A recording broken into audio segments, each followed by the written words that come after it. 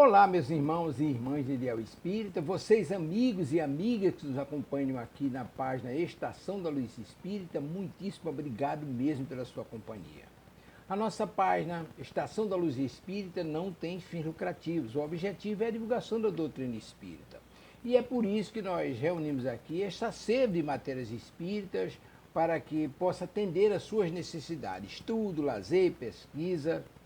Você encontra aqui na nossa página Estação da Luz Espírita os livros da codificação, obras suplementares, entrevistas, palestras e os programas da Web Rádio Estação da Luz de Natal e Web Rádio Cristo Consolador de São Paulo. Ou seja, um acervo que atenda às suas necessidades, sem fins lucrativos. O objetivo é a divulgação da doutrina espírita. E agora eu convido você para nos acompanhar na reprodução de mais esse trabalho imperdível. Muito obrigado mesmo pela sua companhia e vamos juntos!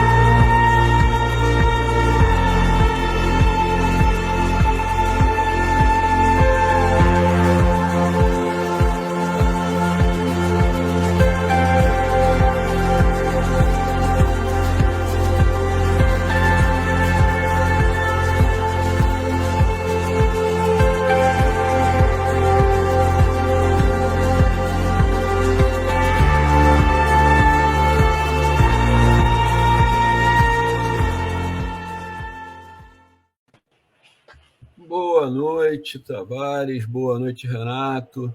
Boa noite a todos os amigos da Estação da Luz. Sejam todos bem-vindos nesta segunda-feira, primeira segunda-feira do ano aí. Feliz ano novo para todos. Boa noite, meu irmão Vlá. Boa noite, Tavares. Boa noite, nossas irmãs, nossos irmãos. Muito obrigado por mais essa segunda-feira, né? Conforme o Vladimir lembrou, a primeira do ano, né? Que sejam a primeira de muitas semanas de paz, de amor, de harmonia e equilíbrio. Que estejamos todos no caminho do nosso Pai Maior. Que assim seja. Então, nós vamos hoje, Renato, completar, deixa eu ver aqui, o 79º programa, uma banda que nós praticamos. O tema de hoje, na realidade, né, a gente toda semana procura trazer um tema, não toda semana, né? Às vezes esse tema demora 4 segunda-feiras, aí, mas enfim.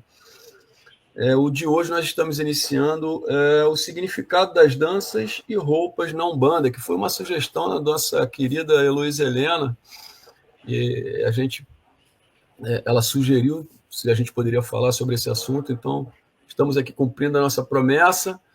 E queria falar para todos aqui que estão nos assistindo, se vocês quiserem sugerir também algum tema para que a gente faça o nosso debate aqui, estejam à vontade, para a gente é um prazer. Vocês fazem um programa junto conosco. E lembrando aqui, né, como sempre, né, que nosso programa é simplesmente realmente um bate-papo, que a nossa visão, né, quando nos trazem um tema, as perguntas, a gente explica conforme o nosso conhecimento, a nossa vivência. E é claro que a gente também pesquisa, lê, né? E nem tudo a gente vivenciou, o Renato vivenciou muito mais do que eu, mas assim, a gente procura trazer aqui a forma como nós entendemos a Umbanda, o que não é igual a de todas. A gente tem umbandas, muitos entendimentos, não estamos aqui para brigar nem discutir com ninguém, eu acho que nenhuma religião se propõe isso, nenhuma Quando a gente busca espiritualidade, a gente tem que estar harmonizado, em paz. Então, esse é o propósito, é o nosso bate-papo. Não somos donos da razão, ninguém é. Né, Renato? Com certeza, né? O amor pelo amor, sem questionamento, não estamos aqui para ensinar nada a ninguém, estamos aqui para trocar informações. Para a gente também é muito importante essas perguntas, porque a gente conversa, pensa, eu e Vlad discutimos, e é um aprendizado eterno. Eu não conheço ninguém que já saiba tudo. Então, nós somos sempre aprendizes.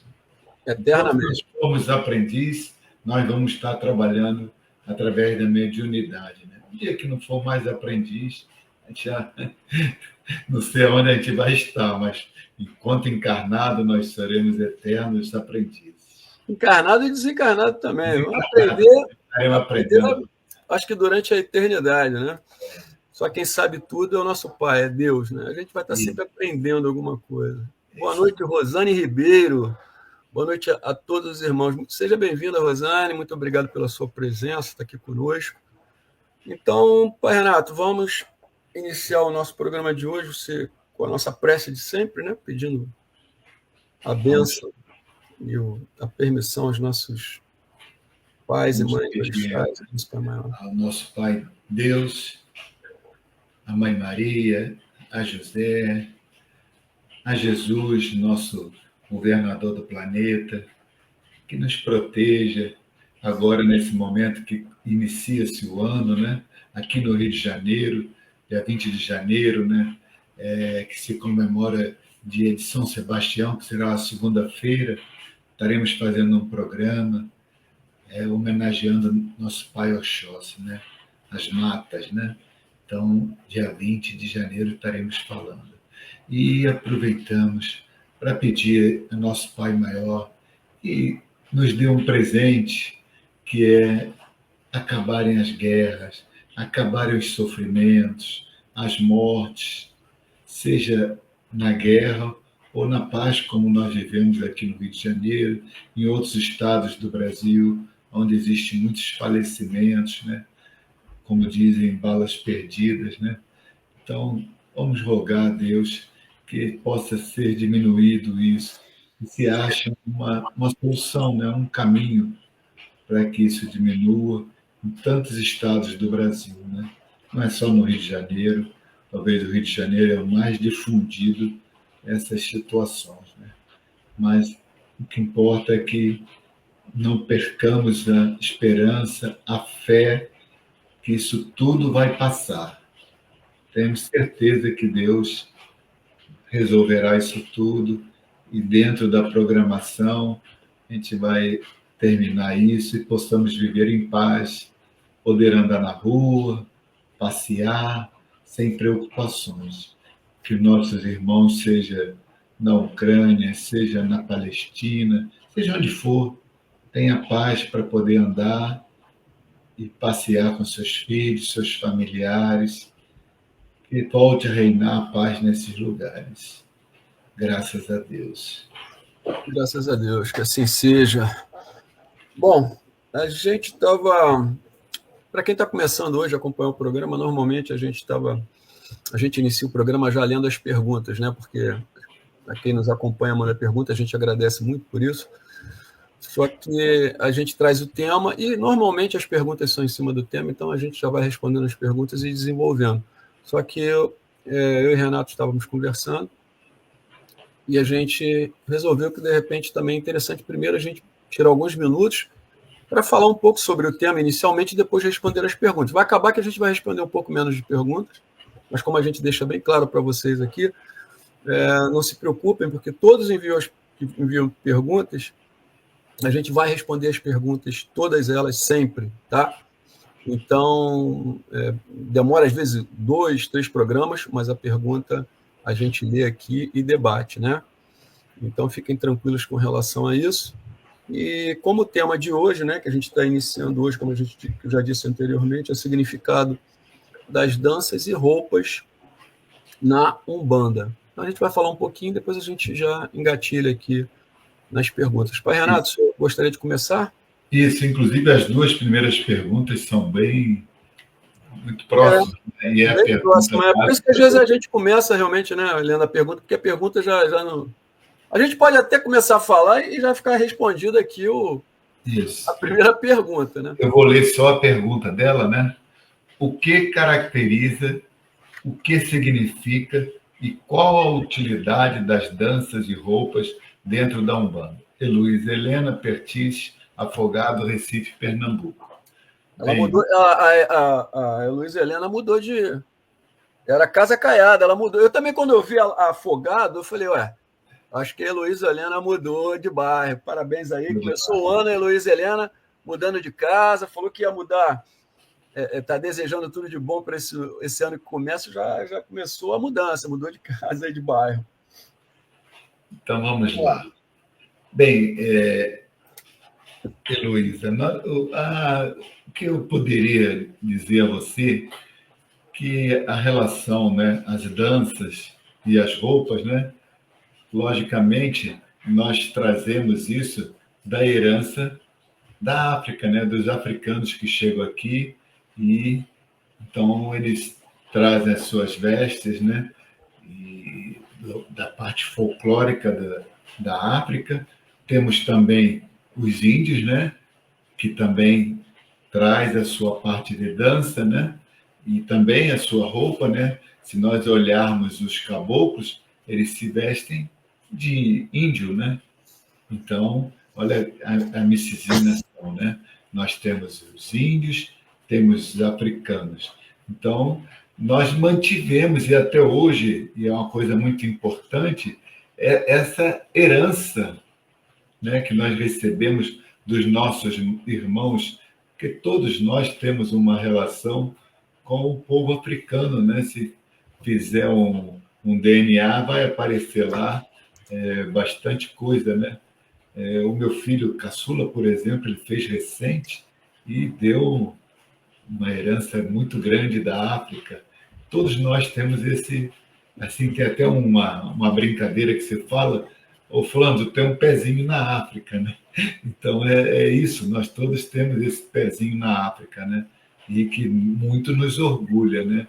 Porque sofreram muito, esse povo sofreu muito, mas olha que coisa bonita, né? Nunca perderam o sentido da religiosidade, né? O sofrimento muito grande, um sofrimento a toda prova, né? Mas a religiosidade sempre esteve presente.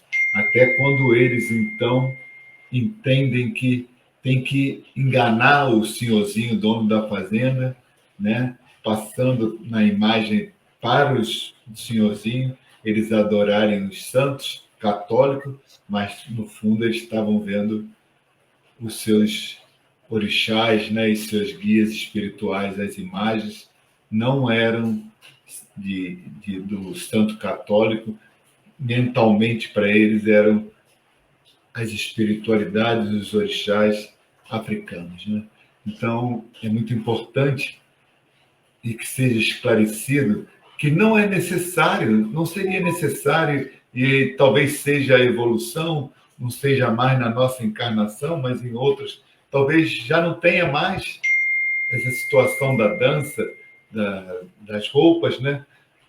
Mas até hoje eu acho muito importante que tudo começa através do atabaque, da dança, dos cânticos, né, que são cantos, né, linkados aos deuses, né, os deuses, os orixás, né, que são o nosso representante de Deus, né, nosso Pai Maior, Deus, todos os orixás nessa linha, os guias espirituais.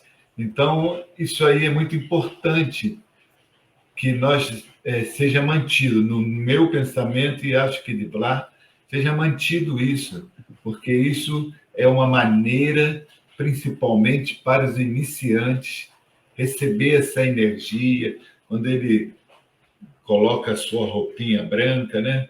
É igual um médico, né? Eu tenho duas sobrinhas médicas, e no dia que eu vi elas se arrumarem para ir para a faculdade, mas com a roupa de médico, foi uma transformação. E eu sinto isso toda a gira, todo o trabalho que eu coloco a minha roupinha branca e vou para o trabalho. Então, isso é muito importante, essa roupa. É uma roupa simples, bem simples.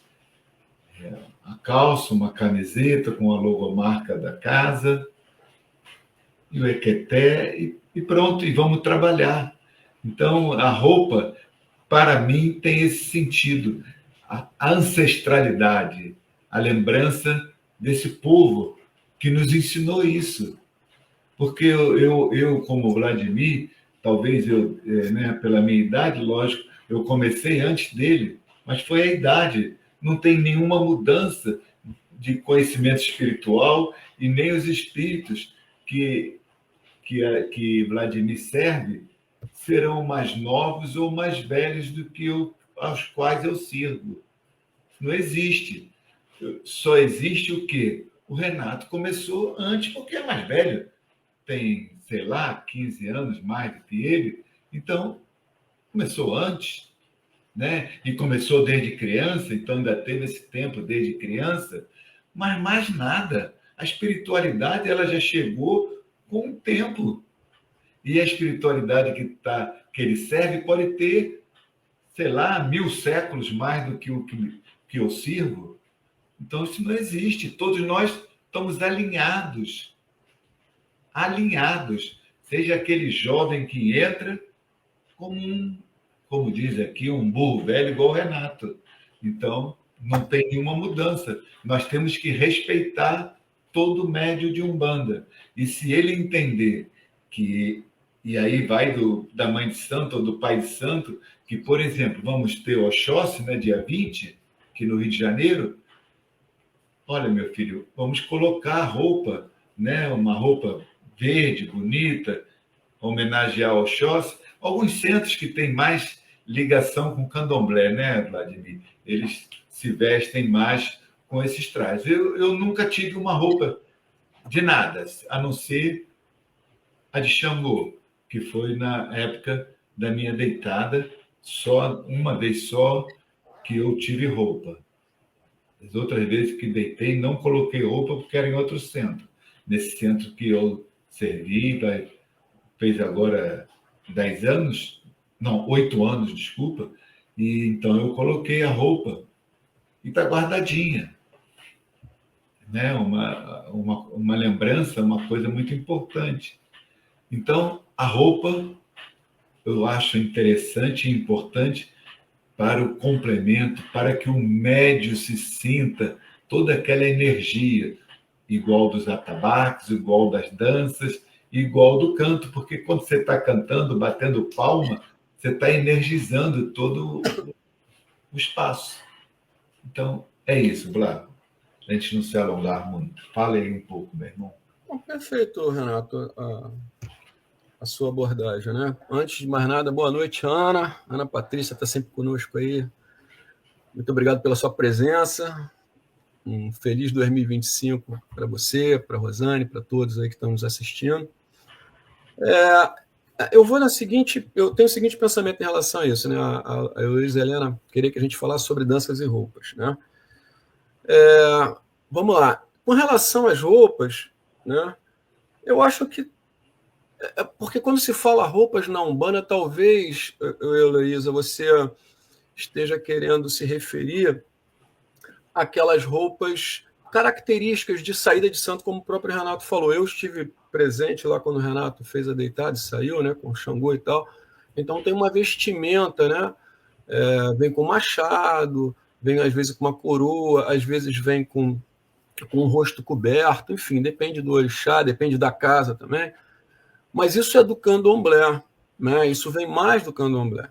Se você for para a Umbanda, nas casas de umbandas que não são ligadas ao candomblé, que não tem deitada, você não vai ver esse tipo de dança, né? Nem a dança especificamente, que aí também entrando já nesse quesito, a dança, quando a pessoa, por exemplo, eu nunca fui num terreiro de candomblé, gostaria até de ter ido algumas vezes, mas acabou não surgindo oportunidade. Mas é o que a gente ouve falar, eu já vi em vídeos, já li alguma coisa, né? E tenho conhecimento de pessoas que também estiveram no candomblé e conversa. Então, é que, na realidade, a pessoa, quando faz o que o Renato falou, né? Que vai para a camarinha, se deita, né? No início quando a pessoa vai fazer o santo no candomblé, enfim, tem todo um processo para isso. A pessoa passa 7 dias, antigamente passava até 21 dias lá dentro dessa camarinha, que é um quarto, né? No qual ela fica sem se comunicar com o mundo externo, né? Fazendo lá as oferendas, fazendo a ritualística necessária que o pai de santo ou a mãe de santo determinam. E ela fica lá deitada na esteira, dormindo, enfim. E no final desse processo, 7 ou 21 dias, enfim, depende da casa, quando ela sai, tem toda uma festa, né, uma apresentação, porque ali, durante todo esse processo, foi apresentado para ela o seu pai de cabeça, né? Dentro do candomblé é isso. Enfim, e aí ela sai vestida e com as danças características de cada orixá. Cada orixá tem uma dança. O Renato, por exemplo, eu não sei, vou perguntar para você agora, Renato, mas eu já ouvi isso, né? Que enquanto você está lá dentro da camarinha, é ensinado, é pedido para que o filho que está lá dentro aprenda os passos e a dança do orixá. É isso mesmo? Aconteceu isso contigo? Sim. Na minha deitada, então, a deitada foi durante 7 dias, né? E você, então, logicamente, o seu orixá de frente, né? Seu pai, né? Então, não é uma situação aprender, né? Cada um, o próprio orixá, né? Através do seu caminho, né? Ninguém ensina você. Você é quem faz através dessa energia, né? Você imagina você 7 dias deitada numa esteira, né? Dentro do salão da casa ou num quarto à parte. No meu caso lá era dentro do salão, então 7 dias ali naquele isolamento e você começa a se linkar muito a parte, né, espiritual, essa energia, né? Então você se prepara, né, para que então a entrada, né, a chegada do orixá, que no seu caso de frente, então você dança para ele, né? Até hoje eu, logicamente não igual lá, né? Mas eu sempre que eu incorporo orixá, o meu orixá Xangô, né, que eu sirvo ele, eu procuro dançar para ele, né? Porque não é dançar para mim nem para ninguém, é dançar para o orixá, é agradecer a ele, é uma forma de gratidão, né? Eu sempre até falo lá no centro que lá no Tujal nós não temos não existe assim esse critério das pessoas tomarem a benção, né? E eu sempre falo para os meus amigos, né? Não para o médico que eu não conheça, que eu não tenho uma relação, que às vezes parece que você quer se mostrar superior. Não é isso. Você tomar a benção a um outro médium, então eu chego lá no Tujal, eu tomo a benção ao Vladimir. Eu estou tomando a benção ao Vladimir? Não. Eu estou tomando a benção aos orixás que estão ali, que são à frente de Vladimir. E por que o Vladimir toma a benção para mim imediatamente? Então, eu tomo a benção a ele e ele toma a benção a mim. A mesma coisa, ele está tomando a benção aos orixás ao qual eu trabalho. Eu sou um servidor, como ele é um servidor. Não está tomando a benção ao Vladimir, nem está tomando a benção ao Renato. Está tomando a benção aos orixás. Então, é uma forma de você cumprimentar o orixá, através daquele médium. Então, é isso. Não existe nunca um ser mais do que o outro. Então, e é o momento da gente praticar a humildade. Tudo que é praticar a humildade é muito bom. Então, tomo a benção aos orixás ao qual Vladimir trabalha e serve.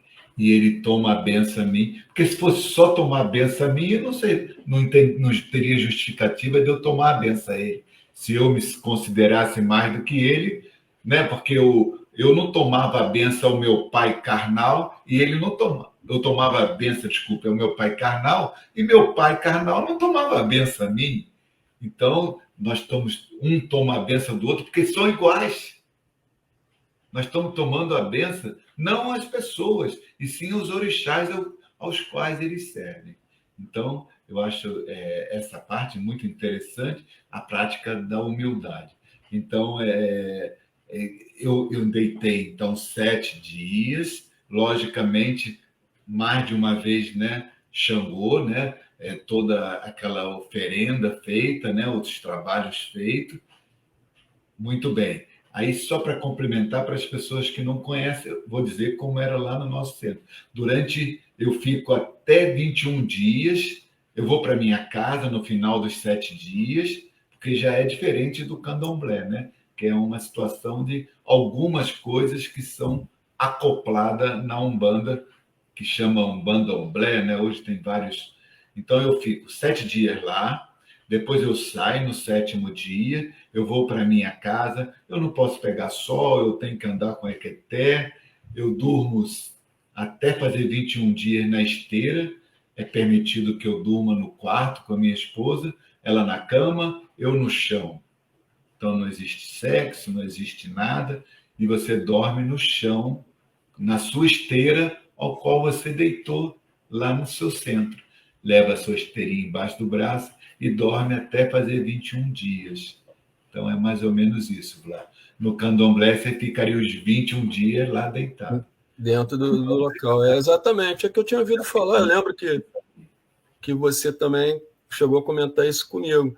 Então, assim, as danças são aprendidas, né? Para poder homenagear o orixá. Isso. Mas isso é, novamente, isso é de uma parte da Umbanda que é esse Umbanda-Omblé que o Renato falou, essa mistura. Né? Mas, por exemplo, os centros que eu participei até hoje não tem deitada, não tem nada disso, não tem dança. Então, quando você incorpora o orixá, você não necessariamente precisa dançar. Se você não sabe dança, você só deixa a força fluir ali e vai fazendo aquilo que o orixá, de certa forma, está te conduzindo, né? Então, Heloísa, quando se fala de dança e roupas, a gente tem que botar esse parênteses, né? Porque se você for numa Umbanda que não tenha nada disso, você vai estranhar e falar, pô, mas aqui tá todo mundo de branquinho, não tem ninguém vestido de nada, estão homenageando o orixá aqui, mas não tem ninguém vestido que nem orixá, não tem ninguém dançando, e aí? É errado? Pô, será que isso aqui é Umbanda? É Umbanda, sim, tá? Então vamos entender isso. A gente sempre está sempre repetindo isso daqui.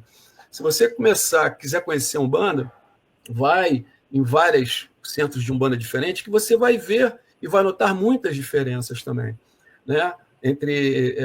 Principalmente com relação à roupa, tem Umbanda. E olha que eu não estou falando nem roupa de orixá somente, porque tem aquelas roupas de homenagem a orixá específicas e tal, né? Mas existem as roupas das entidades. Então tem um centro de Umbanda que trabalha, por exemplo, a gira de caboclo, vai ter muita gente lá vestido com cocar, às vezes até realmente que nem o índio, dependendo do local, né? Mas nos centros que eu trabalhei, até por uma preferência minha, até por uma conduta, né, digamos assim, uma visão minha sobre, digamos assim, que tipo de Umbanda, que tipo de religião eu gostaria de encontrar, né, de me encontrar minha espiritualidade, de colocar minha espiritualidade em desenvolvimento, eu sempre busquei isso. Então, eu poderia ter buscado outro, como as pessoas buscam outros centros. Eu busquei esse tipo de linha de trabalho, que não tinha, que estava todo mundo de branquinho e tal. Tinha em uma das casas, tinha gente que se vestia assim, né?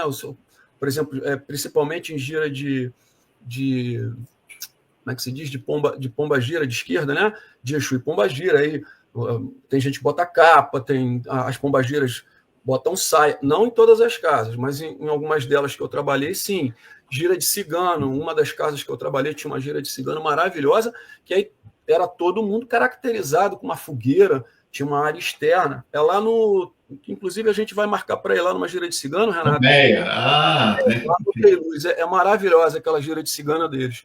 Então, eles colocavam roupa. Agora, o que a gente tem que entender sobre isso, na realidade?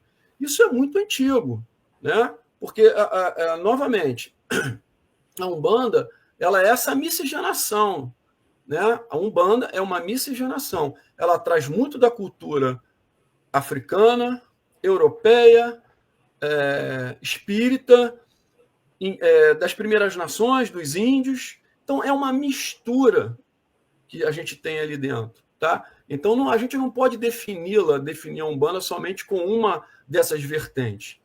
Então, é importante a gente deixar isso claro.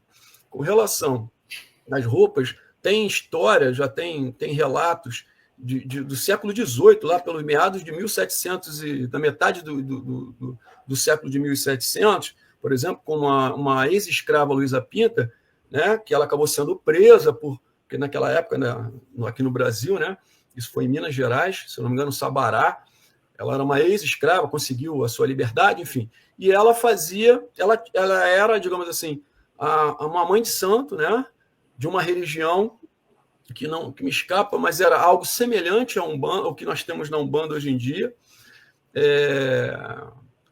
Era tipo uma cabula, mas não era bem a cabula, me fugiu o nome aqui, daqui a pouco eu vou lembrar. Mas, enfim, por que eu estou falando dessa Luísa Pinta lá de trás, 1700?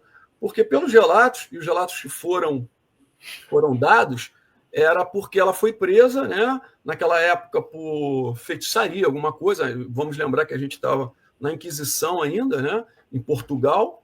O Brasil era colônia de Portugal. Ela foi levada para Portugal para ser julgada lá, né? E como o julgamento existe, né, os relatos são escritos, até hoje existe em Portugal isso, e os historiadores conseguiram encontrar. Então, dizia que durante os atendimentos da Luísa Pinta, no qual ela recebia as entidades, né, para trabalho, cada entidade que ela recebia era colocada uma roupa diferente. Então, para você ver, isso já é bem antigo, né? É uma característica da Umbanda. Só que hoje em dia a gente tem os centros que ainda mantêm colocando roupa ou não, isso fica a critério perdão, do dirigente, né? Que permite ou não, a entidade chefe permite ou não, que as pessoas ficam caracterizadas ou não.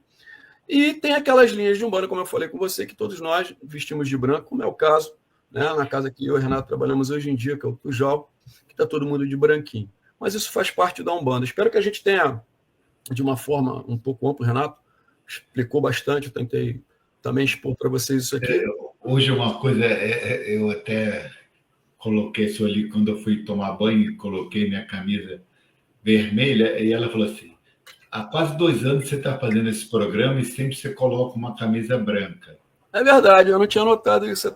Aí eu falei assim, não, Sueli, porque vamos falar hoje de cor de roupa, e aí eu vou lembrar desse centro que eu fui, era um bandomblé, né? E por um erro, né? E um erro que eu sempre lembro os irmãos para não cometer esse erro, né? De não avaliar bastante o centro antes da entrada, né? Senta lá no banquinho e fica para ver se você tem aquele perfil daquela casa, né? Aí eu entrei, logo tinha uma festa de São Jorge. E eu fui assim, com uma camisa vermelha, porque era a camisa que eu vestia no outro centro, que a gente não era roupa de santo que nós usávamos. Usávamos a roupa com a cor, a camisa, né? Era a calça branca e a camisa era verde, era vermelha, se era de Exu, era preta, né? Então, só que mudava era a cor da camisa, né? E aí, então, eu fui com minha camisinha vermelha, guardadinha lá nos dias certos, pegava, botava. E aí, o salão cheio, era uma festa de Ogum, uma coisa muito bonita. Festa de Ogum e Exu sempre enche muito, né? E aí, todo mundo de azul e eu de vermelho. Falei, caramba, isso aqui é candomblé ou é... Porque no candomblé é que usa o azul, né? E eu de vermelho. Aí eu fui lá, falei com a mãe de santo, falei, você se incomoda de eu ir lá botar minha camisinha branca, pelo menos. Não, Renato, você fica com a sua camisa vermelha, que é o vermelho ou o azul. Então tá bom, meu irmão. Aí continuei com a minha camisinha vermelha. Mas o que eu quis dizer é que nada muda a cor da camisa, não. Aliás, Blá, você vai sentir uma pequena mudança quando você chegar ao Brasil, né? Que lá no Tujal já se permite, principalmente as mulheres, ser uma gira de Exu, as mulheres colocam camisas listradas de seu Zé Pilintra. Ah, mas já colocava. Já colocava? Ah, tá. Já. Nem todo mundo colocava. Até Isso, porque... são poucas. Exatamente, porque na realidade Meia dúzia, assim. o atendimento vem crescendo, mais pessoas estão sendo autorizadas a dar atendimento. Isso. Quem dá atendimento, eu lembro, o chapéu, uma camisa colorida, isso já era permitido. É que quase ninguém, nem todo mundo usava. Agora tem mais gente usando. Então, a cor é branca, azul, vermelha, cor de abóbora. E uma coisa importante aqui no Rio de Janeiro é sempre, se você lê um convite no Instagram, convidando para ir numa gira, sempre se coloca ir com roupa comportável, quer dizer, não usar mini saia, nem short, e roupas claras. Então, sempre se pede para ir com roupa clara e com roupas não transparentes, não isso. Isso é um pedido que sempre tem o convite, no rodapé está lá escrito isso. Roupas claras e confortáveis. Para que você possa, se você tiver alguma manifestação, alguma coisa, né? Você estando com uma roupa, pode complicar você lá. Então, isso sempre está no rodapé. Perfeito. Legal. Eu vou aproveitar que a gente já entrou, como a gente entrou no assunto, conversou bastante, já fica meio que quase tudo respondido aqui, e a gente já também pode, digamos assim, resumir essa pergunta que foi feita aqui, que eu achei interessante. Quem pergunta é o Jeremias Barreto, da Sé, Centro São Paulo. Jeremias, muito obrigado aí por você ter nos enviado essa pergunta.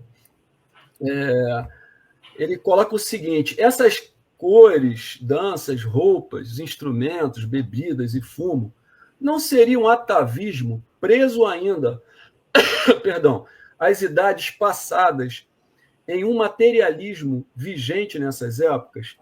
Eu achei bem legal, né? Porque assim, quando ele botou atavismo aqui, o atavismo na realidade é uma herança, né? Significa assim, aquilo que nós herdamos dos nossos antepassados, herdamos no sentido de características, de hábitos, né? É um atavismo. Então, quando se fala que tem um atavismo, é que você está repetindo aquilo que já era feito lá atrás. E, de certa forma, é sim um atavismo. A maioria das religiões são atávicas, porque elas começam a repetir um pouco não, a maioria dos rituais, das vestimentas, ela vem lá de trás. Tu vai pegar a Igreja Católica, por exemplo, que é bem antiga. Então, as vestimentas dos padres, dos bispos e tal, é exatamente herdado daquela época. E a Umbanda? A Umbanda também, de certa forma, é. Por que todo mundo usa branco? Sempre se usou branco? Depende. Se usa branco, por exemplo, numa linha de Umbanda, de uma determinada linha de Umbanda, que segue, que entende que essa vertente foi criada pelo Caboclo das Sete Encruzilhadas, em 1908, e o Caboclo, naquele momento em que ele abre a primeira sessão e tal, na casa do Zélio de Moraes, que era o seu médium, ele fala, todos têm que estar vestidos de branco. E a partir dali, muitos ficaram vestindo de branco. Agora, também tem a questão de que os próprios... a gente, quando fala branco, tem que lembrar que antigamente como é que se diz? A roupa mais barata era aquela feita de algodão cru, que não precisava nem usar nenhum tipo de corante nem nada, não daria trabalho. Então, meio amarelada, né? Exatamente, era menos valorizada. Era uma roupa que os escravos usavam, né? Então, ficou também isso, né? Quando um preto velho ia se apresentar, por exemplo, nas macumbas cariocas anteriores e depois na Umbanda, estava ali a característica que era um escravo usava branco. O escravo não ficava usando roupa vermelha, a calça... Não tinha isso naquela época. Tá? Então, a gente tem que entender que tudo que nós hoje estamos dentro da Umbanda, e eu estou falando de todas as Umbandas, aquelas Umbandas mais ainda voltadas para a cultura africanista, o que foi trazido da África e passado para o candomblé e herdado pela Umbanda, mais ainda, porque meio que repete a maioria dos rituais que já tem, sei lá, centenas de anos ou até mais.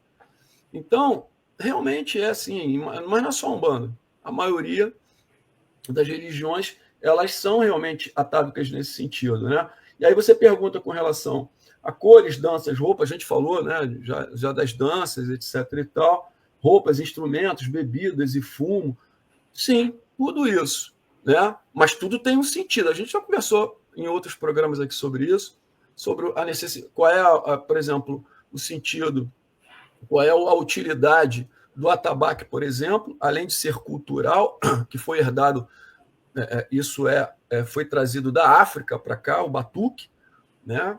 O samba enredo que nós conhecemos, as escolas de samba, elas nasceram em terreiros de candomblé, né? Em macumbas cariocas.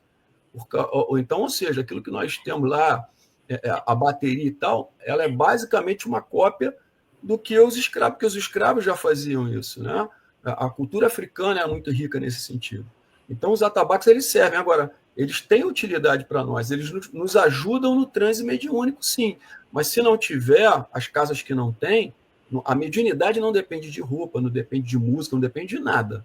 O espírito, quando quer se manifestar, ele não precisa de nada disso, mas ajuda aos médiuns que estão numa determinada linha, numa determinada religião.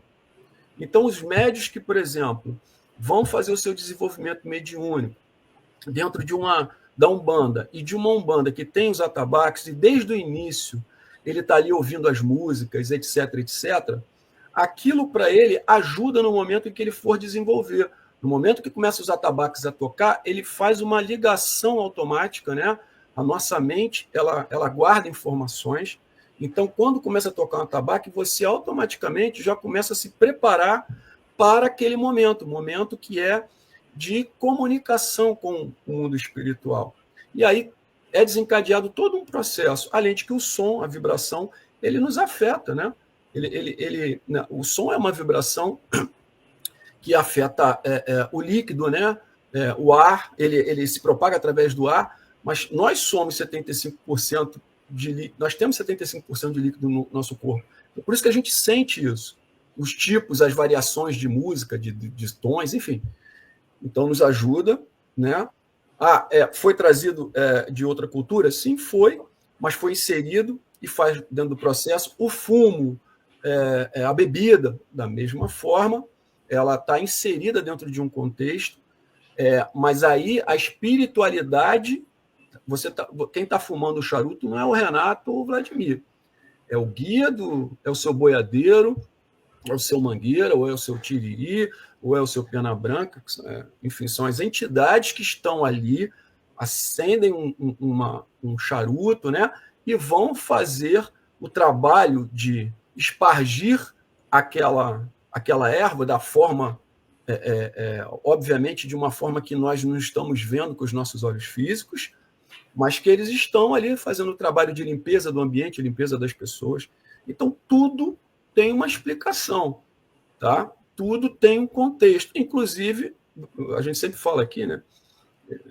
Tanto o Renato quanto com suas entidades, quanto eu com as minhas entidades, elas não utilizam a bebida alcoólica para o trabalho, né? No máximo, você tem ali, o que acontece é quando tem, por exemplo, eu trabalho com o seu Tiriri, que é um Exu, e ele tem, eu boto sempre uma garrafa que a gente chama de marafo, que é a bebida alcoólica, do lado ali, mas ele lava a mão.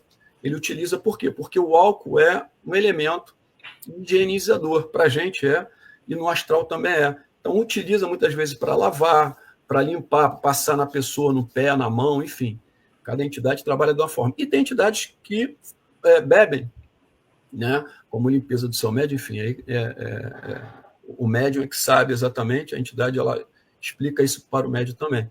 Mas eu estou querendo deixar claro que é normal também ter as bebidas, apesar de eu não trabalhar com as bebidas, o Renato também não, as entidades não trabalham, até porque elas respeitam a gente. Então, eu nunca quis trabalhar com a bebida em si, e os nossos guias, eles respeitam o nosso querer. O Renato, a mesma coisa, não bebe também, então não quis trabalhar com bebida. Então, o Jeremias, isso faz parte da Umbanda, tá bom? Tudo isso, apesar de ser um atavismo, o atavismo não é algo negativo, simplesmente faz parte do ser humano herdar, né? Nós herdamos dos nossos antepassados, dos nossos pais, algumas características, alguns hábitos, e na religião não acaba não sendo diferente, porque quem faz a religião somos nós, seres humanos. Tá bom? Renato, você quer complementar aí? Não, acho que está legal. Acho que a gente podia ler a segunda, que é muito parecido, e a gente já chegaria em 3, né? Isso. Aí, estaríamos indo bem. Eu vou ler aqui, deixa eu botar o óculos, senão o velhinho não enxerga. Por que das cores para cada orixá? Aí ele exemplifica, né? Branco para Oxalá, Oxalá, né? Todos nós sabemos, é o orixá que então é considerado o orixá mais antigo, né? Maior sabedoria, maior conhecimento, volta a falar daquele de tempo, né? Que todos os orixás, todo espírito é toda a mesma linha, né? Não tem ninguém melhor do que o outro, então também não terá um orixá melhor do que o outro. O orixá mais antigo, né? Que é o que nos traz os estudos, né? Então, por que das cores para cada orixá? Branco para Oxalá, vermelho para Xangô, aí pode ser vermelho, pode ser marrom, aí cada casa é uma casa, o Xangô qual eu sirvo, que é uma outra linha, ele só trabalha de branco também, mesmo na roupa da deitada, Vladimir estava lá, ele vai lembrar que era todo branquinho, né? Então, não existem essas regras de cores. E preto para Exu. Aí eu fiquei triste, né? Ainda bem que ele está só fazendo uma pergunta, que eu sei que ele é um conhecedor da Umbanda, né? Mas ele pergunta, preto para Exu seria paz, guerra e trevas? Quem faz essa pergunta é o nosso irmãozinho querido também, como a Heloísa, né? Tux, né? Que está conosco desde do início, né? Até nós enganamos ele, né? Porque falamos assim, é só um dia que nós vamos fazer essa palestra, e ele acreditou na gente, já estamos quase 2 anos, né? Então, Tux Almeida, Freguesia do Ó, São Paulo, capital, né? Muito obrigado e axé. Olha, Tux e todos os nossos irmãs e irmãos, né? Não existe a cor das trevas, a cor da guerra, até porque, como o Vladimir falou, a nossa roupinha sempre é branco, né?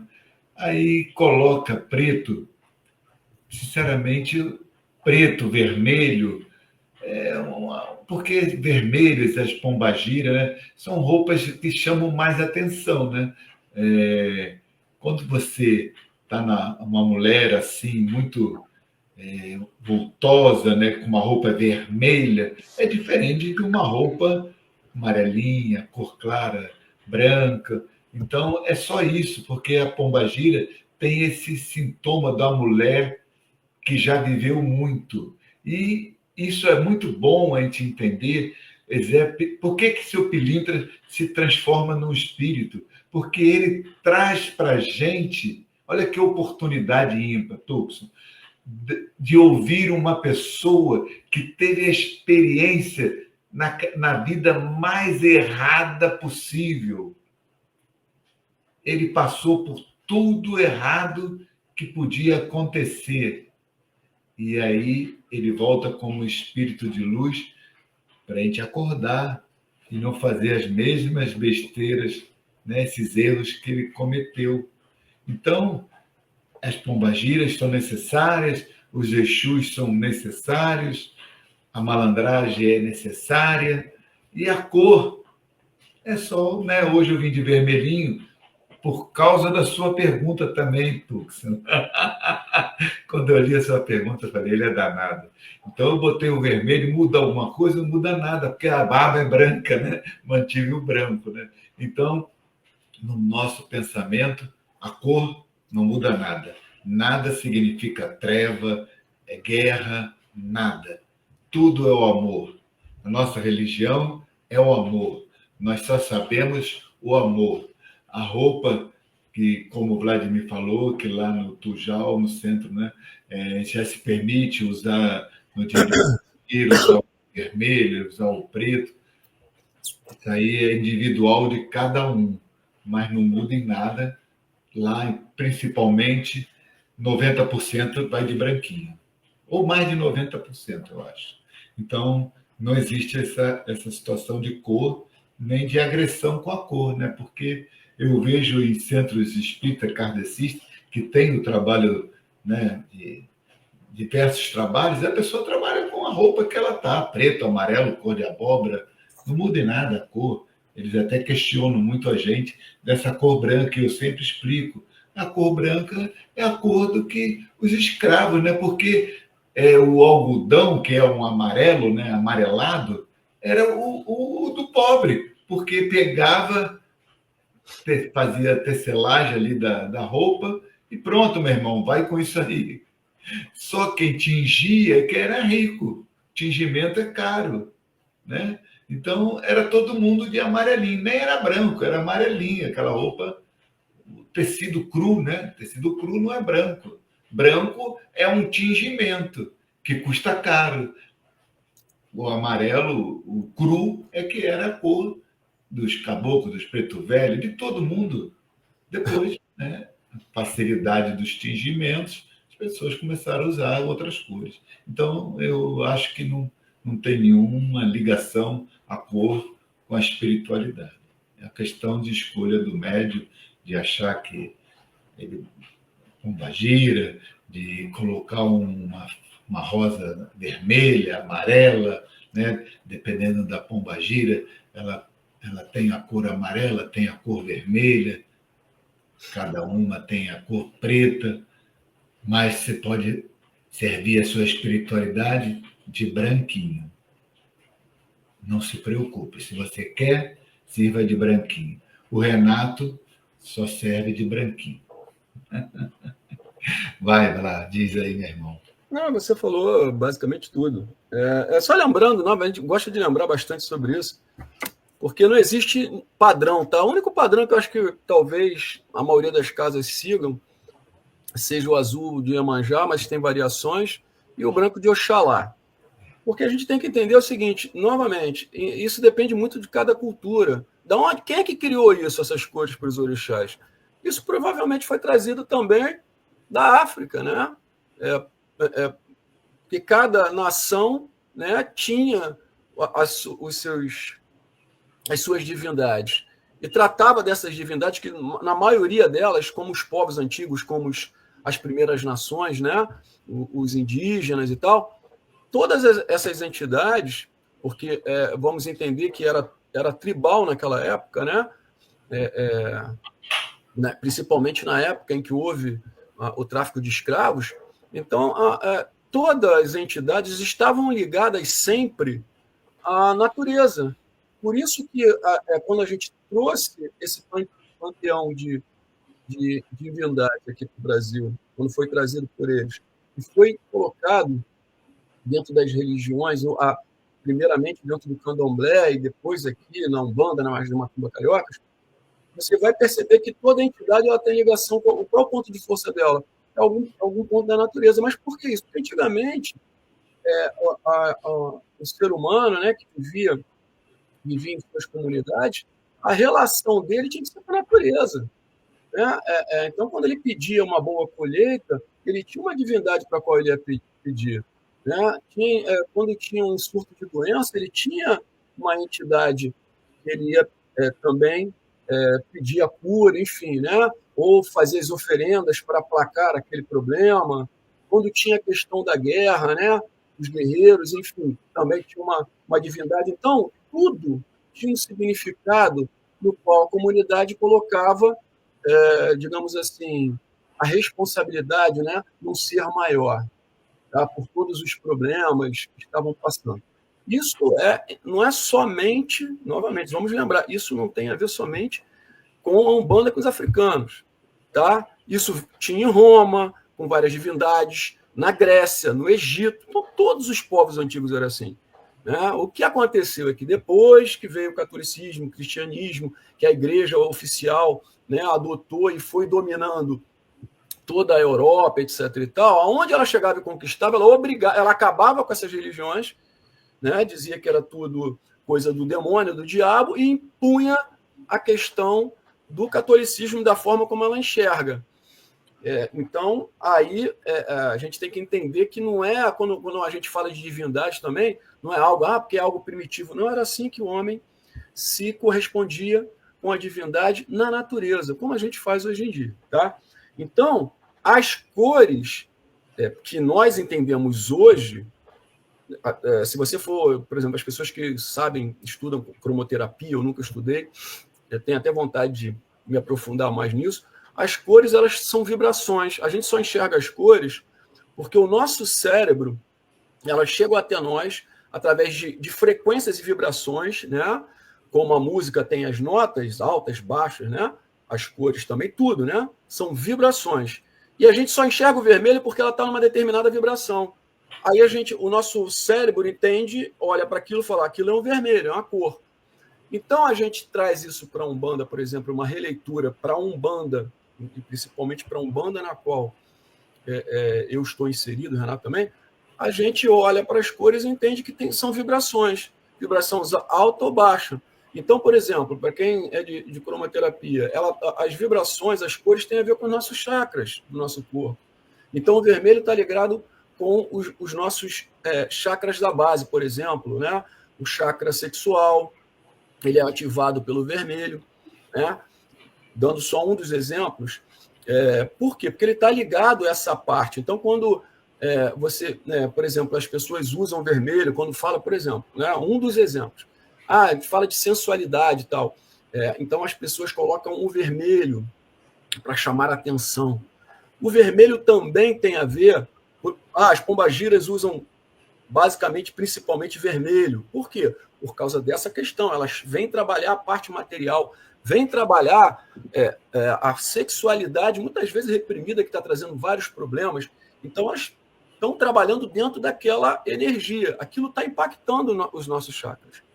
Então, as cores, elas estão ligadas aos orixás também por causa disso. Agora, isso é uma interpretação que vai variar de casa para casa. Assim como tem cores que variam de casa para casa. Tá? Em alguns lugares, você vai encontrar, por exemplo, o Xangô com vermelho, mas o Xangô, por exemplo, como é que se diz? As minhas guias, que as guias são normalmente feitas nas cores, quando você faz uma guia para um orixá, na cor do orixá. Mas quem é que determina isso?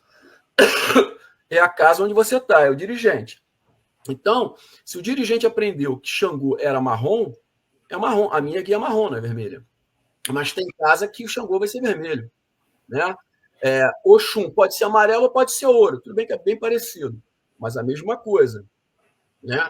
Então, Oxóssi tem uma variação. A maioria das casas é verde. Mas você vai encontrar guias de Oxóssi com verde e branco.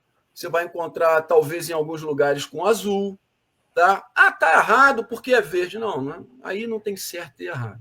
Vermelho com verde também usa vermelho, muito. Exatamente, lá quando a gente começou no Tujal, né, que a nossa dirigente era, na época, a Zuinara, quando fazia a guia de Oxóssi, se eu não me engano era de Oxóssi, era verde e vermelha.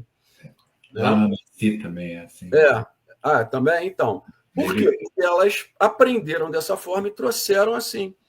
Então, não tem erro com relação a isso. A cor, simplesmente, é para nós identificarmos o orixá conforme aquela casa, aquela vertente está nos mostrando. Isso não vai fazer a menor diferença, como o próprio Renato falou. Gente, olha só. Orixá, para nós, é divindade. São qualidades divinas. São vibrações divinas, que está presente em tudo o que a gente pode imaginar. Tudo, tudo, tudo, tudo. Na natureza, nas pedras, nas pessoas, no cachorro, nos animais. Tá? Então, é uma vibração. Então, nós fomos refletir sobre isso, vamos entender que, na realidade, o orixá não precisa de ter uma cor específica ou não. É que, simplesmente, dentro de uma determinada vibração que o orixá traz, ele vai ser preferencialmente trabalhado dessa forma. Por exemplo, o Ogum, dentro dessa linha, É o vermelho e verde também. Até que eu estranhei quando ela falou, quando se botou Oxóssi, eu já vi muito Ogum com vermelho e verde e com vermelho, né? Então, o vermelho também é ligado ao Ogum. Por quê? Porque é uma cor forte. É uma cor que ela atua, como eu falei, nesse chakra, os nossos chakras da base, para ativar a pessoa. E como Ogum é um orixá, né, guerreiro, né, é um orixá que vai em busca, tira a pessoa daquele marasmo, muitas vezes, de algum problema que esteja passando, para ensinar ela a brigar, a correr atrás e ir para a luta, o vermelho é uma cor que tem tudo a ver. Porque se você botar o branco para uma pessoa que está totalmente, digamos assim, num estado de vibração baixa, com uma certa depressão, com desânimo, ele não vai estimular. A cromoterapia explica muito bem isso, né? Para uma pessoa que, por exemplo, quer ficar, está estudando para a prova, né? Precisa de concentração, inspiração, amarelo, laranja. Olha só, porque ela atua no nosso campo. Então, tudo está ligado. Por isso que os orixás têm cores específicas. Mas, independente de qual for a cor, como é que se diz? A nossa relação com ele não vai mudar e não vai ter cor certa, tá? E nem cor errada. A gente não entra nesse mérito. Deixa eu ver se ele perguntou mais alguma coisa. E o preto para Exu, só queria complementar. Exu, né, dentro da cosmogonia, né, digamos assim, africana, o Exu representa o vazio. O Exu é o externo. O orixá Exu, tá? O orixá Exu externo, o vazio. Então, no vazio, no externo, não existe a luz. Então, existe o que? A escuridão. A escuridão, para a gente, é o preto, a cor preta. A ausência de luz. E aí, quando as entidades que trabalham, aí são entidades, não estou falando mais do orixá, na Umbanda, quem trabalha são as entidades que carregam esse nome de Exu, a gente vai perceber que elas trabalham na noite, a gente vai perceber que os Exus, o trabalho dos guardiões, exatamente na parte mais negativa, digamos assim, do umbral, ou seja, o que chama de umbral, que umbral é uma palavra que é muito, muito comum no espiritismo, né? Mas, por exemplo, o nosso lar, para quem conhece o espiritismo, a história do nosso lar, o nosso lar está no umbral, só que tem vários níveis. Então, quanto mais baixo, mais, digamos assim, denso é a situação que se encontra aqueles espíritos, né? Então, espíritos muito, muito materialistas, espíritos que ainda são muito apegados ao mal, eles são, pela sua própria vibração, eles, quando desencarnam, vão para esses locais. E ali é que atua a maioria do trabalho dos Exus e das pombagiras, é ali. Então, ali tem pouca luz, né? Exatamente, tanto a luz de sabedoria, a luz de iluminação, quanto a luz realmente, propriamente dita, a luz do sol, né? São locais mais escuros. Então, por isso que ficou também o Exu com essa característica da cor preta, porque é bem representativo para a linha de Exu, entendeu? Já a pombagira, normalmente a maioria trabalha de vermelho, e elas também trabalham nesse mesmo campo vibracional. Tá bom? Então, quem foi que fez a pergunta mesmo? Foi o nosso irmão Toxon. Foi o Toxon. Exatamente. Né? De certa forma, o Toxon, resumindo o que você perguntou, seria paz, guerra e trevas? Tem gente que interpreta dessa forma, mas pode ser, né? O orixá da luta, Xangô. Tá, beleza, então. O orixá da paz, Oxalá, né? A paz. A paz normalmente é branco. Há muito tempo é assim. Quando tem uma guerra no exército que ele quer pedir a paz, ou ele quer pedir, tá? Ele coloca a bandeirinha branca. Falou, opa, não vou atirar, não. O branco representa a paz. E o nome Oxalá, em Yorubá, uma dos significados de Oxalá é o rei que vem de branco, ou então aquele que chega de branco. Por isso que Oxalá veste o branco, e por isso que o Oxalá representa para nós, na nossa vertente, a fé. Oxalá representa a paz. Então, não está totalmente desprovido de significado o que você falou, não. É bem nessa linha, só que é bem mais profundo. Tá bom, Toxon? E aí, Renato, quer fazer mais uma? Vamos ver como é que nós estamos, 22h49, vamos tentar a última. Eu tenho uma aqui, porque o que você pegou aí, na realidade, são as novas. A gente só fez hoje a dessa semana. Aquele resumo que eu mando para você, tem também as que ficaram para responder. Então, vamos tentar só responder rapidamente aí uma da outra semana, pode ser? Pode. Deixa eu ver uma aqui, então, que não seja muito grande, que de repente esteja dentro daquilo que a gente já falou. Eu vou pegar aqui da Heloísa Helena. A número 2 naquela sequência que eu passei para você. A Umbanda foi mandada já há outras semanas. A Umbanda como um todo está mais ligada ao catolicismo, espiritismo ou às descendências africanas? Isso é fácil da gente responder, não tem que se alongar muito, que a gente já falou sempre sobre isso. Heloísa, na realidade, está ligada a todos esses. Mas tem uma que parece mais africana. Tem algumas umbandas que são mais ligadas como a gente falou aqui, as descendências africanas. A Umbanda Omblé, né? Omolocô, enfim. Tem aquelas vertentes mais ligadas que trazem uma tradição muito forte para a Umbanda africanista. Do catolicismo, sinceramente, assim, eu não frequentei nenhum centro que seja as pessoas. Eu sei que tem centros que de repente já ouvi falar, mas nunca frequentei, que cantam hinos católicos, músicas, mas até aí tudo normal. Quando a gente vê o altar, por exemplo, que a gente vê na Umbanda, né, o gongá que a gente fala, onde estão as imagens em cima, né, enfim, embaixo também, todo centro de Umbanda, a maioria tem lá o seu gongá, aquilo lembra também o altar católico, onde era, digamos, rezada a missa, o padre fica ali atrás, onde é colocada a hóstia, né, enfim. Então, essa herança católica tem muito a ver com essa parte, né? Porque dentro da ritualística do catolicismo, eu sinceramente assim, nunca vi nenhum centro de Umbanda. Agora, do espiritismo, sim.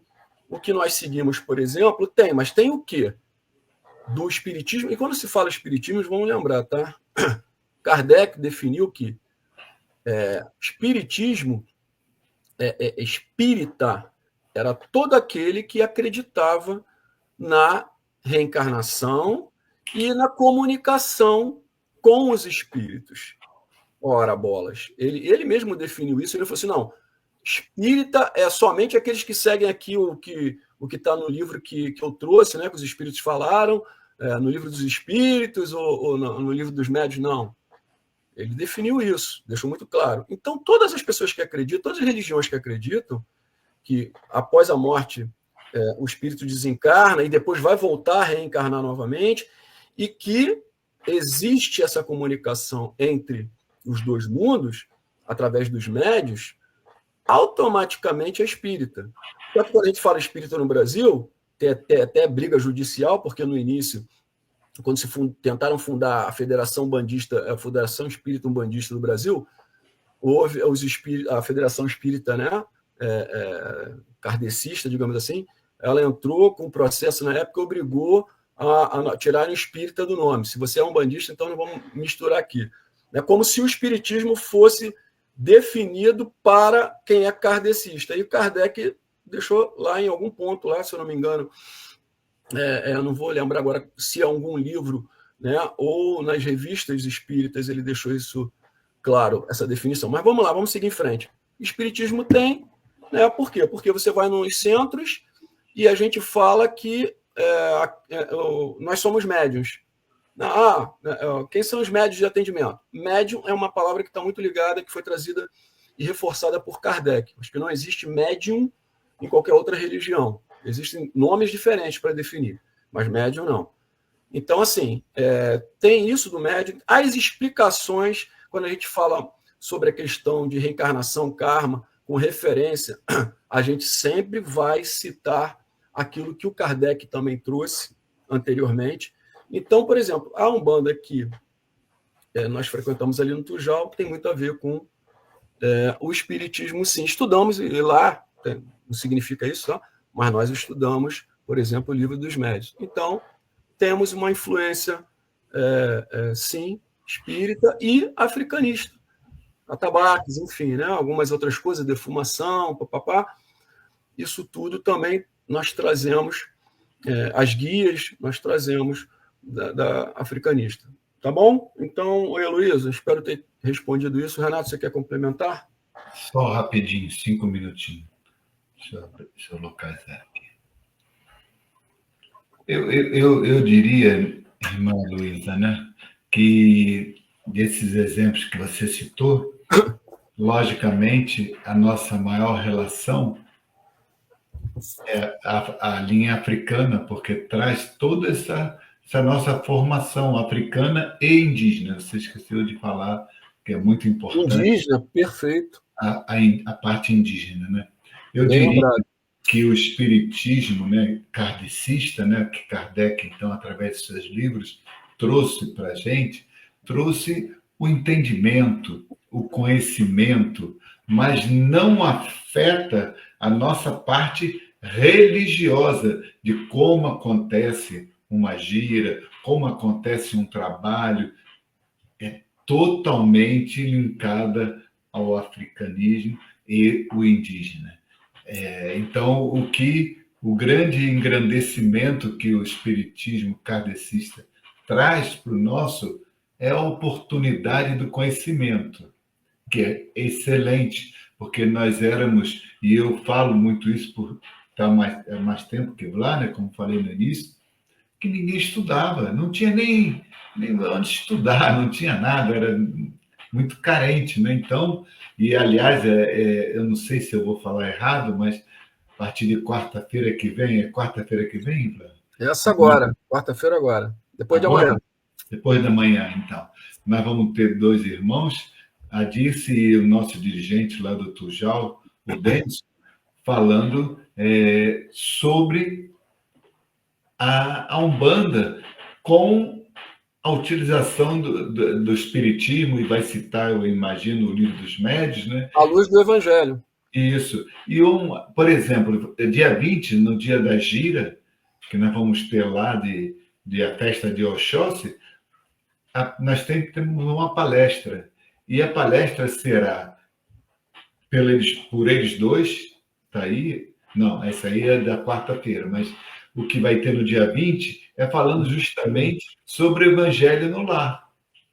Então, eles dois estarão falando lá no dia 20, na abertura do nosso. Toda a gira nossa tem uma abertura e uma palestra. E a palestra que será dia 20 será sobre o Evangelho no Lar.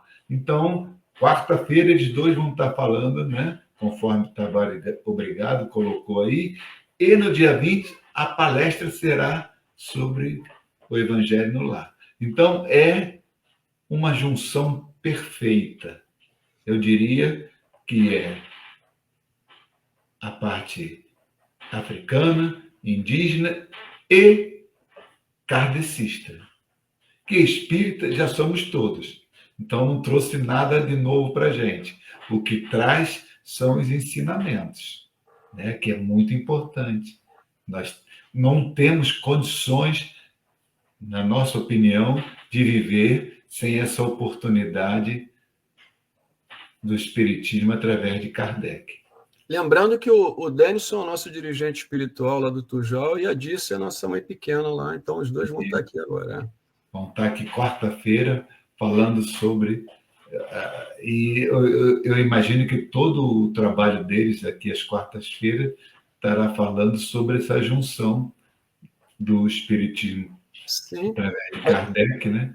Mais um programa, né? Você entendeu? Então, e eu sou uma prova disso, porque eu navego muito bem dentro desse espiritismo kardecista, sou sempre acompanhando, sempre estando junto. Isso aí, estudo lá, faço, porque é crescer. Hoje mesmo eu postei no nosso grupo sobre ontem a palestra do Papa, que foi excelente sobre a família. Aí o Denis falou, Renato, eu posso colocar lá no nosso grupo? Falei, lógico. Então eu recebi de um irmão católico, eu, pimba, joguei para o nosso grupo e o Denis, pimba, jogou para o grupo todo do Tujal. Olha só que coisa bonita, né? Então, não existe, não é na nossa religião, não. O importante é o aprendizado. Então, um amigo meu católico, porque eu tenho amigo de tudo quanto é religião, mandou para mim. Eu achei tão bonito, falou tanto comigo, que eu falei assim, coloquei no grupo do nosso trabalho das quintas-feiras, aonde o Denison, por ser o dirigente, né, da casa, ele participa do nosso grupo. Aí ele perguntou, Renato, eu posso jogar lá no grupo do Tujal? Lógico, meu irmão. Então, aí foi então a oração muito bonita de domingo, né, do Papa, falando sobre família, e aí está lá no nosso grupo da Umbanda a oração do Papa. Então, tudo que seja para crescer, nós temos que hoje ter nosso pensamento aberto. Nós estamos vivendo aí com mudanças, inteligência artificial, não sei o quê, e nós vamos ser atrasados na nossa religião, vamos modernizar, porque daqui a pouco você vai... eu quero abrir um centro de Umbanda, e aí você aperta lá um teclado, vai vir todo o desenho, tudo, porque isso é o futuro. Futuro não, o presente. Então é isso, minha gente. Só para finalizar, só uma coisa, para lembrar que o espiritismo ele não define o que é Umbanda, tá? São religiões diferentes. O espiritismo, você não consegue conhecer a Umbanda através do espiritismo, dos livros de Kardec, né? Digamos assim. Mas o livro de Kardec é referência para muitos umbandistas, muitas casas umbandistas, porque é a explicação do mundo espiritual e uma forma, digamos assim, de você poder percorrer esse caminho sem muitos percalços. Então, é mais ou menos isso aí, gente. Engrandecedor, né? Exatamente. Eles nos trazem muito conhecimento. Bom, queria agradecer, então, a todos que estiveram presentes conosco aqui, a Rosane, a Ana, e a todos que estão assistindo aí o programa de hoje. Desculpa, né? Porque o nosso programa acaba tarde. Eu sempre recebo reclamação de irmãs e irmãos. Eu só vejo no dia seguinte, porque acaba muito tarde. Enquanto nós estamos conversando aqui, você estava falando, eu falei, deixa eu ver se a gente consegue mexer nesse horário. Mas aí eu fui ver que a pessoa palestrante antes da gente é às 8h30, então não tem como. 8h30 ele acaba 9h30, nós começamos 9h45. Está encaixadinho, né? Mas aqui acho que não existe. Se fica gravado, né? Eu acho que é legal a pessoa assistir no momento que ela esteja mais tranquila, né? Do que às vezes realmente está acompanhando. Para quem não, muitas vezes as pessoas já estão dormindo nesse horário, enfim, tem que trabalhar no outro dia. Problema nenhum, gente. É importante que vocês estejam aqui conosco, podem enviar suas perguntas. Então, agradecer a todos vocês, desejar aí um início de ano, né, que nós tenhamos em 2025 com muita paz, com muita luz, com muita resistência, com muita compreensão para superar todas as dificuldades, porque a gente sabe que a gente deseja paz, luz e felicidade, mas a nossa vida nos traz muitos desafios e para a maioria de nós, e para a grande maioria, não é assim. A paz e a felicidade, quem faz somos nós, na forma como nós enxergamos tudo aquilo que nos é trazido, né?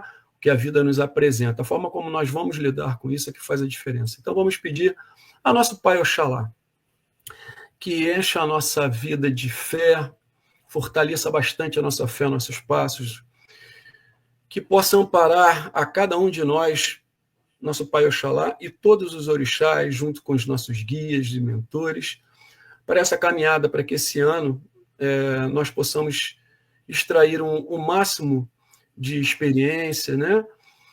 Que tudo aquilo que chega até nós possamos aproveitar e transformar, né, as pedras que nós encontrarmos no caminho em pontes, para que a gente consiga atravessar essas dificuldades com mais fé, com mais firmeza. Então, mais uma vez, que nosso Pai Oxalá possa abençoar a cada um de nós, aos nossos familiares, e a todos uma excelente semana. E segunda-feira que vem possamos estar juntos, se assim o nosso Pai permitir. Axé para todos. Que assim seja, graças a Deus. Axé, gratidão a todos. Muito obrigado, meu irmão. Fiquem com Deus. Chegamos ao final da nossa atividade. Muitíssimo obrigado mesmo pela sua companhia e espero você no próximo evento.